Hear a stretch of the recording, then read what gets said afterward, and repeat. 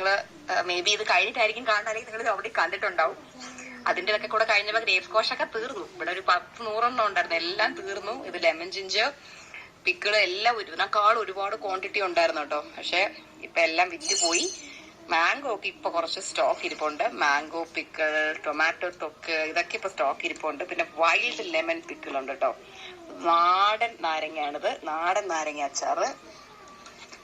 പിന്നെ തൊണ്ടൻ മുളക് പിക്കിൾ, അതായത് ഇത്രയും വലിയ കട്ടിയുള്ള മുളകിന്റെ അച്ചാറാണ് കേട്ടോ. ഇത് എന്റെ പേഴ്സണൽ ഫേവറേറ്റ് ആണ്. ബിക്കോസ് നല്ല പുളിപ്പും എരിവും. ഇത് ഇഡ്ഡലിയുടെ കൂടെയും ദോശയുടെ കൂടെയും ചോറിന്റെ കൂടെ എന്തിന്റെ കൂടെ കഴിക്കാൻ പറ്റിയൊരു സൂപ്പർ ഐറ്റമാണ്. നമുക്ക് എല്ലായിടത്തും കാണാൻ കിട്ടുന്നൊരു സംഭവം അല്ല ഇത്. പിന്നെ നെല്ലിക്കയുണ്ട്.